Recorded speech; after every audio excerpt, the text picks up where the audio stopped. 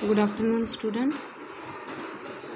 कल हमने half lesson read किया था, हाफ आज कंप्लीट कर रहे हैं। स्रोत या उत्पत्ति के आधार पर शब्दों के भेद। हिंदी भाषा में अनेक स्रोतों के शब्द आकर मिले हुए हैं।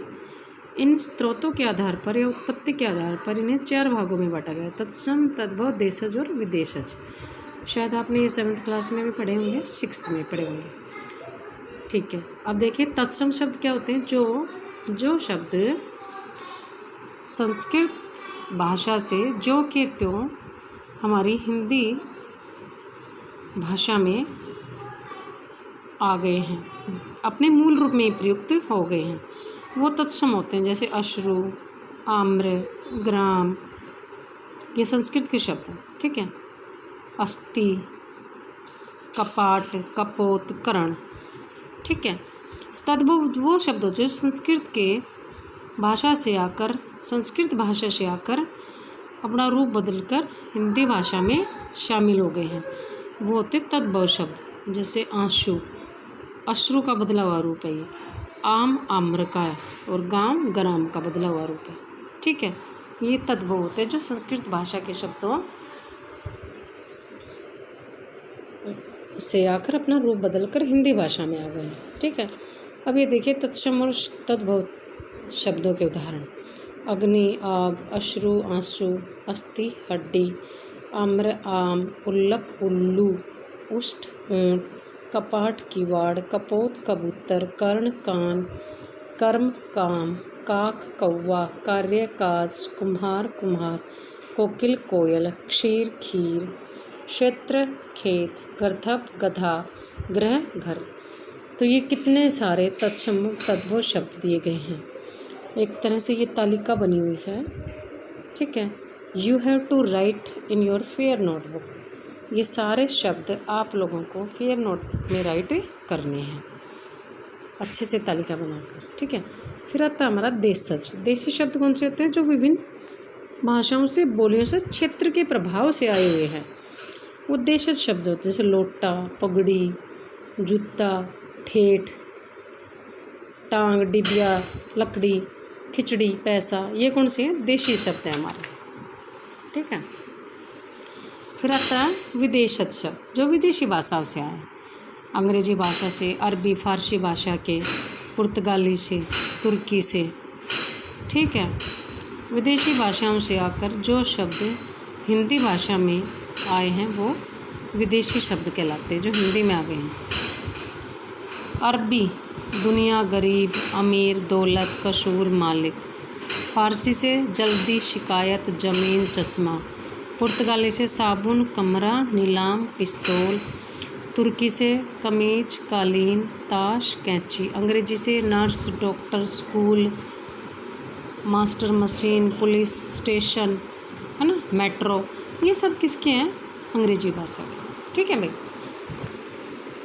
फिर है रचना के आधार पर 3 होते हैं: रूढ़, यौगिक और योग रूढ़। रूढ़ शब्द क्या होता है? जो एक अर्थ विशेष या वस्तु के लिए प्रयुक्त होते हैं, अर्थात वे मूल रूप में ही अपने प्रयोग में आते हैं।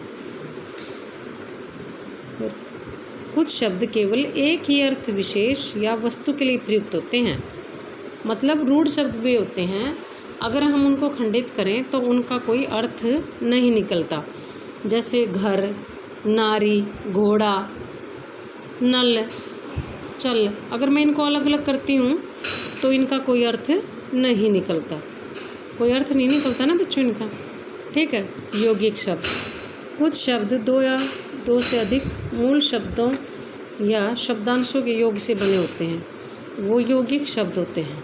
जैसे पुस्तकालय, देवालय, यथाशक्ति, यानी कि 2 शब्दों के मेल से बने हुए ना। पुस्तक जमालय, देव जमालय, वेद जमाशाला, वेदशाला। ठीक है, फिर आता है योग रूढ़ शब्द। योग रूढ़ शब्द जो क्या होता है? ये भी यौगिक की तरह 2 या 2 से अधिक शब्दों के मेल से बनते हैं, लेकिन किसी विशेष अर्थ के लिए प्रयुक्त होते हैं। ये किसी विशेष अर्थ के लिए ये प्रयुक्त होते हैं। ऐसे शब्द योग रूढ़ कहलाते हैं। जैसे लंबोदर, लंबा उदर जिसका, ठीक है। दशानन कौन है? रावण। दशयानन जिसके, ठीक है। उसके बाद आता है हमारा अर्थ के आधार पर शब्द भेद। 4 होते हैं, एकार्थी, अनेकार्थी, समानार्थी और विलोमार्थी। एकार्थी होता है जिन शब्दों का केवल एक ही अर्थ हो, सिर्फ एक ही अर्थ हो, जैसे नल का नल है, चावल का चावल, नदी नदी है, अस्त्र का अस्त्र है। अनेकार्थी यानी कि अनेक अर्थ देना, जिन शब्दों के एक से अधिक अर्थ होते हैं वो अनेकार्थी शब्द होते हैं। कौन से शब्द होते हैं अनेकार्थी? पत्र का जैसे चिट्ठी भी और पत्ता भी होता है, अंक का गोद भी होता है और संख्या भी होता है, यानी कि एक से ज़्यादा अर्थ देना। समानार्थी क्या होते हैं? समानार्थी यानी कि पर्यायवाची शब्द बोलते हैं इनको, जो बहुत से अर्थ देता है। जैसे जल लगा लो, जल का नीर, अम्बु, तोय, है ना। और वायु, हवा, समीर, अनिल। अग्नि का आग, पावक। तो ये इस तरह से कौन से शब्द हुए? समानार्थी यानी कि पर्यायवाची शब्द, ठीक है। फिर आता है विलोम शब्द। कौन से? विलोम शब्द यानी कि उल्टे अर्थ एक दूसरे के, अच्छा बुरा, ऊपर नीचे, आकाश पाताल, सुख दुख, ये कौन से होते हैं? विलोम शब्द। तो हमारा लेसन कंप्लीट हुआ।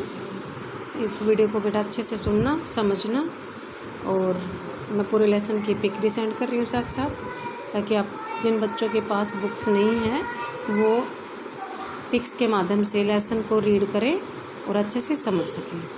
बाकी मैंने वीडियो के माध्यम से आपको पूरा लेसन समझा दिया है। तत्सम तद्भव शब्द आपको फेयर नोटबुक में लिखने हैं, और क्वेश्चन आंसर की मैं पिक सेंड कर रही हूँ, उनको आप ट्राई करना, फ्रेमिंग करके आंसर ढूंढने की कोशिश करना रफ नोटबुक में। फिर मैं आपको इनके आंसर्स सेंड करूँगी। एक्सरसाइज हम फिल करेंगे क्वेश्चन आंसर होने के बाद। ओके।